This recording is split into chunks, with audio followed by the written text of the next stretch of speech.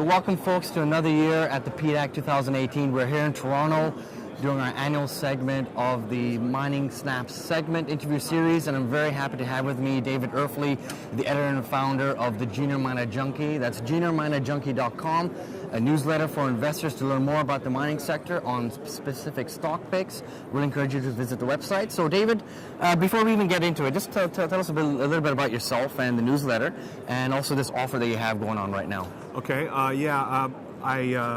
I started the newsletter about a year ago, in April of last year, kind of kicking and screaming. I kind of went kicking and screaming into it because I started to write a weekly column for Kitco 2 years ago. Right. And I received a lot of emails from readers asking me why I don't have a newsletter and encouraging me to start one. So I did, but when I decided to start it, I wanted to make sure that I was doing the right thing as far as subscribers were concerned. So I've capped the subscription to 200 subscribers because I give them a 24-hour notice before I buy or sell any particular stock.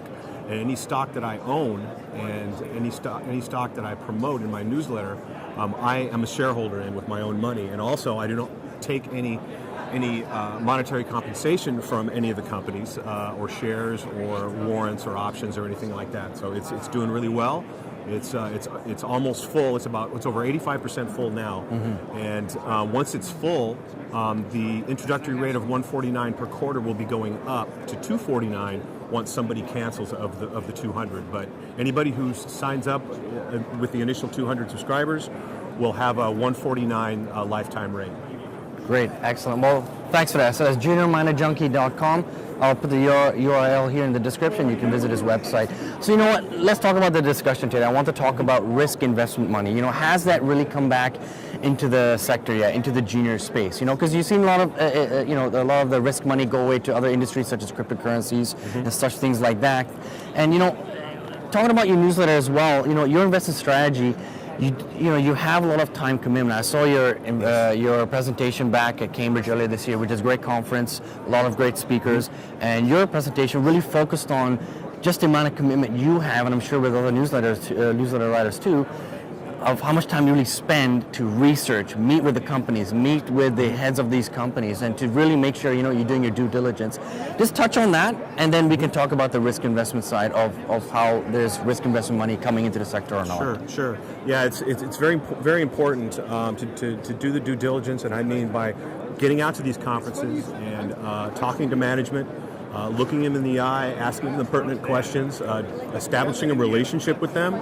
So when something happens with their company in a press release that you don't understand, I could send them an email or call them, and I get an answer right away since I've established that relationship. And that goes a long way to helping my subscribers and myself stay in the right companies for a long period of time. Kind of like what I've done with Minorum. You know, I've known you and Daryl for quite some time, and did a lot of research on your company and your projects, and waited a while for the right time to get in, and thankfully for me has become one of my largest positions now because it's done so well. You know. Interesting. So let's talk about the markets then. You know, there's been a lot of risk investment money that I want to get your opinion on. Has that really come off the table into the sector? I mean, you've seen in the last few years, the U.S. dollar has been strong, but it's been trending lower. But the U.S. equity markets are still very strong performing until these last few weeks. You've seen the Dow have a correction, and with Trump's new policies and import tariffs on aluminium as well as steel, you know, how does that affect the level of mining investment into the sector, and where does that leave opportunities for you and your subscribers to look into the sector? Well, I think there is a lot of that capital is still coming into the mining sector, but it's more focused on particular discoveries or particular PEAs that show high margin deposits that are very economic, above $12.50 gold.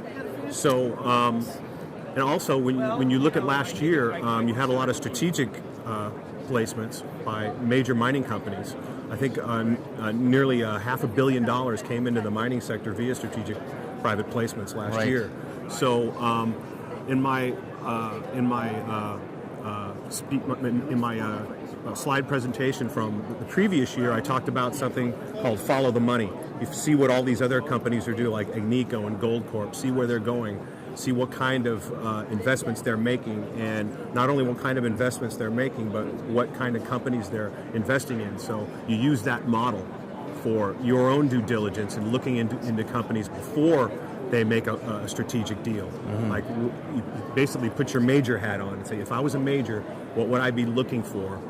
And what they're looking for is large projects, blue sky potential, with at least 2 million ounces, and can produce 200,000 ounces a year for 10 years as a base, as far as researching a development company is concerned. And it must have blue sky potential above that base. Interesting. Okay. Well, let's go to the macro level now. I mean, you keep a track of a lot of key data points. I read all of your updates, and you mentioned things like the U.S. Fed, the European Central Bank, what their forecasts are in 2008, and you always give updates on, this is what I think the market's going to react and how it's going to react. Can you just a little bit explain on that in terms of what your expectations are in terms of interest rates going forward? Sure. A lot of investors don't realize that interest rates are good for gold. Interest rates are good for the stock market. It means that money's coming, money is flowing, banks are lending, and even though a rate hike announcement is bearish for gold, once that rate hike announcement is made, gold goes back up, mining shares go back up, and once the rate hike cycle started in late 2015, that's when the miner bull market started. The new miner bull market started with the rising rates. So I believe that gold will rise with interest rates, and the last time we had an interest rate cycle was between 2004 and 2007, I believe, when the interest rates went from 1% to 5%, and gold went from 400 to 750. Interesting. Okay. And this is actually a side question here is, you've seen an inverse relationship between gold and the U.S. dollar, right? All these years, and that has kind of changed a bit. Obviously, it's not as strongly correlated as it was in several years ago. But now with cryptocurrencies coming in as an investment medium or product, what do you think that there's a relationship there where gold is up and cryptocurrencies are down, and there's an inverse potential relationship there, or have you seen that, or is it something that it still has time to come? I'm not a big cryptocurrency fan. I think it's more of a speculative market because government regulations will come in and put a stop to these things, and some of them already are. Because basically governments, they want to do the same thing. They want to have an electronic currency for their country eventually. For taxes, so you can follow the money, what everybody's spending and what they're not spending on, But as far as gold's concerned, as long as the gold price stays above $1,250, and you focus on companies, I focus on juniors, and you focus on junior development stories or early exploration stories that are focusing on high margin deposits in large land packages, then you'll do fine in safe jurisdictions. Okay, perfect. And talking about these other data points, you've referenced several times the GDX, the GDXJ, the XAU indexes. A lot of the composition of these indexes have changed, specifically the GDXJ in terms of market caps and type of companies that are included that are not classified as juniors. Right.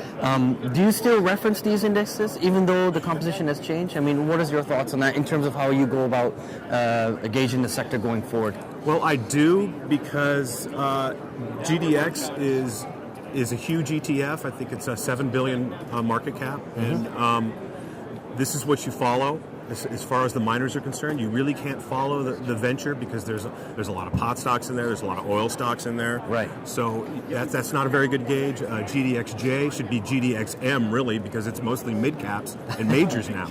So the GDX I follow because it also shows volume, but it does have royalty companies in it. Yeah. And the HUI, which doesn't show volume, but doesn't have royalty companies in it. So the HUI might be a better gauge as far as miners are concerned. Got it. Okay. But it doesn't show the volume. So this is why I've chosen the GDX, because of the volume. The volume is key, because you see the volume has been really, really low because the interest has not been there. Yeah. And you see the industry shorts have come back in. And the GDX short position is really large right now, and these huge industry shorts, they can borrow money at cheap rates and short the GDX. So the 1300 I think now is synonymous with the $21 level in the GDX. So I think which has been strong support for over a year now.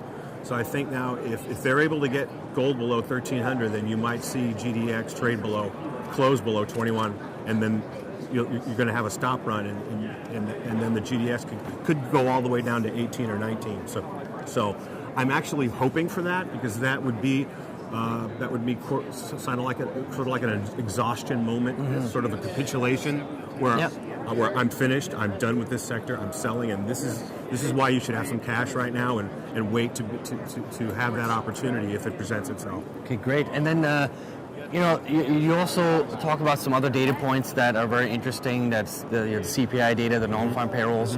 Can you just mention some of these data points that are ones that are most important to you, why you track them, and what you expect going forward, if there's any indication of that? Yes, the most important algorithm trades that have been set to reports are non-farm payrolls reports and the FOMC meetings. We've got these computer-based algorithmic trades that are set to sell key phrases or key figures, and once this happens, you see a large volume spike, and you see, if it's bad news for the gold market, then you see a large volume spike on the way down. So on Fed days, on FOMC days, and non-farm payroll days, it's always a good rule to pay close attention to what's happening. Okay, great. Well, just to round out then, what is your investment strategy with your subscribers going into 2018? Well, I personally have a 10% cash position now in my junior portfolio, waiting for this exhaustion moment that I spoke about earlier happening, hoping actually that it does happen, and having the cash to take advantage of it if it does happen. And I've preached that to my subscribers as well. Okay, great. Well, thank you, David, for being on the segment today. If you want to get in touch with David, you can visit the juniorminerjunky.com, take advantage of the subscription offer, and also you can get in contact with him directly and ask any questions on his resource picks. And he's a very nice guy, so you can get in touch with him, no problem. David, thanks a lot. Thank you, Sonny. All right, cheers.